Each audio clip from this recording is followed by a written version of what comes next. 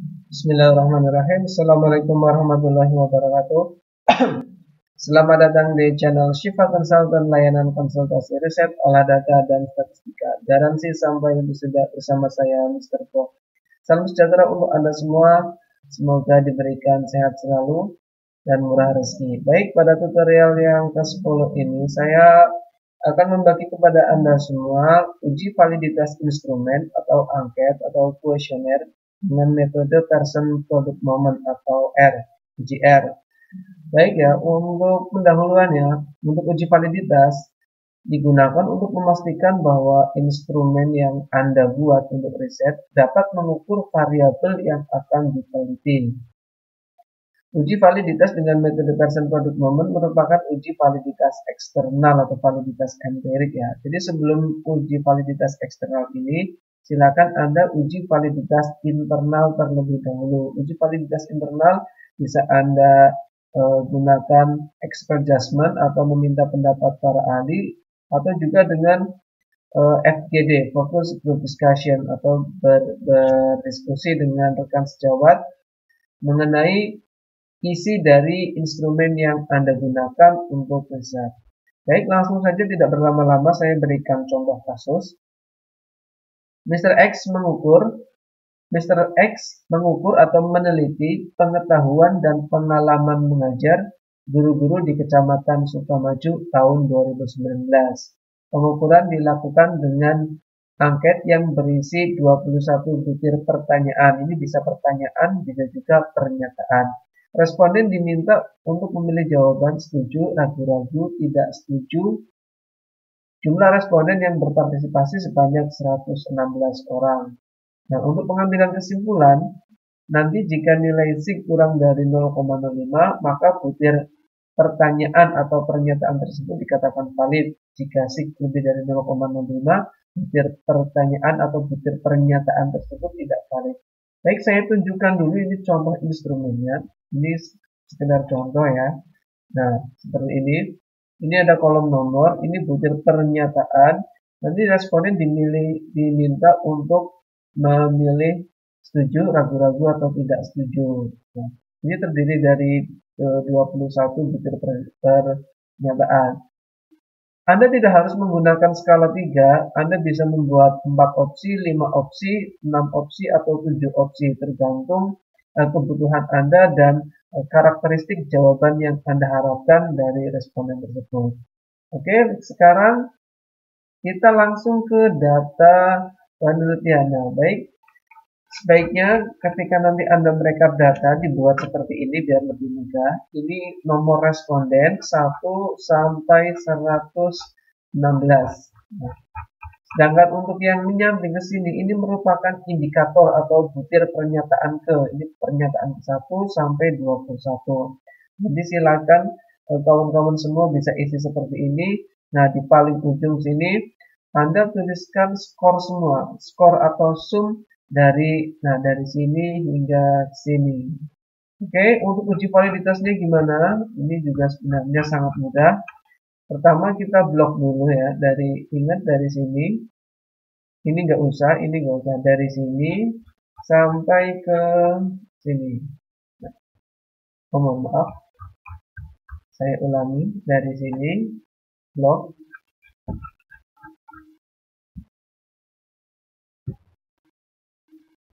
Ya, kita copy, skornya ikut di copy, kita paste ke SPSS-nya. Nah, ketika kawan-kawan lihat, maka di sini akan sampai 21 ya. Ini sampai 21 ini butir pernyataannya, yang variabel 22 ini merupakan jumlah skornya ya. Nanti di variabel view, kawan-kawan juga bisa tulis misalkan ini butir 1 dan seterusnya. Tapi itu kelamaan kalau saya jelaskan di sini, sehingga saya biarkan tetap seperti sini aja, dan ini yang saya ubah, ini adalah skornya.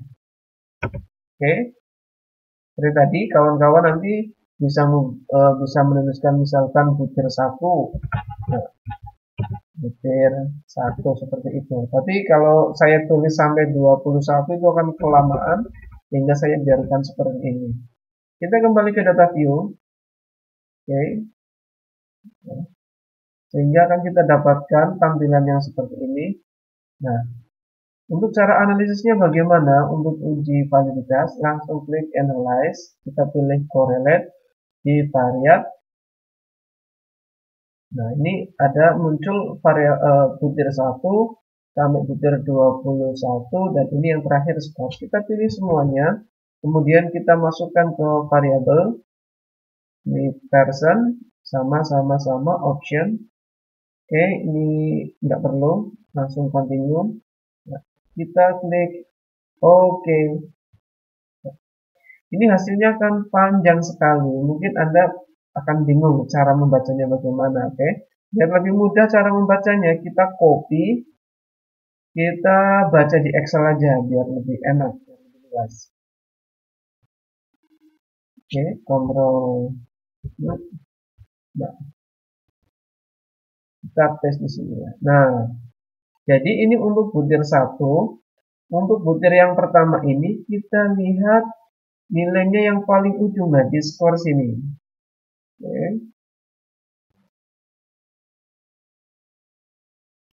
Nah, yang dilihat adalah nilai SIG-nya ya. Ini nilai SIG-nya nggak muncul ya. Ya, kalau nggak muncul ya bisa dikatakan tidak valid.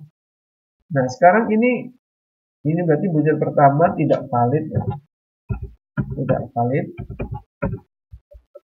Terus untuk yang butir kedua, nah ini butir kedua, ingat yang dilihat nilai SIG-nya ini lurus dengan skor yang sebelah sini. Nah, untuk butir yang kedua, dikarenakan ini nilai SIG-nya 0,00 kurang dari 0,05, maka ini adalah valid. Gampang kan ya untuk menilai valid atau enggak validnya. Ini juga kalau blok kuning saya valid, kalau blok merah berarti tidak valid. Nah, terus Anda lakukan seperti itu. Nah, ini juga enggak muncul, berarti tidak valid.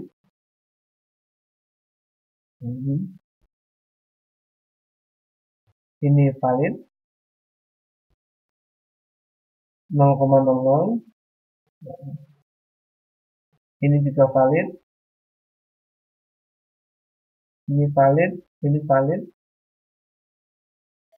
Begitu seterusnya sampai indikator ke 21. Oke. Nah, nanti kawan-kawan bisa ringkas tabel yang segini banyak ini dengan membuat tabel yang lebih ringkas. Misalkan ini kita tulis butir, misalkan butir ke 1, kita tulis nilai SIG-nya, strip ya tidak muncul, kita kosongi aja, kita tulis keterangan. Oke. Misalkan butir 2, nilai SIG-nya 0,000, keterangan valid. Nah, kita kasih butir yang ketiga juga sama 0,000. Mohon maaf. Nah, ini juga kita katakan valid. Silakan ketik 1 sampai 21.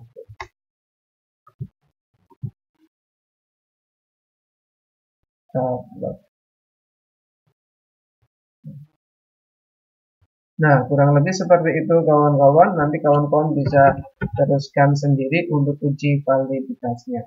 Jadi jika nilai SIG-nya kurang dari 0,05, butir tersebut valid dan bisa digunakan untuk pengukuran. Kalau lebih dari 0,05, maka butirnya dikatakan tidak valid, sehingga butir tersebut harus dihapus atau tidak diikutsertakan dalam pengukuran. Demikian yang dapat saya share. Apabila ada yang ingin ditanyakan atau ingin berdiskusi, silahkan bisa menghubungi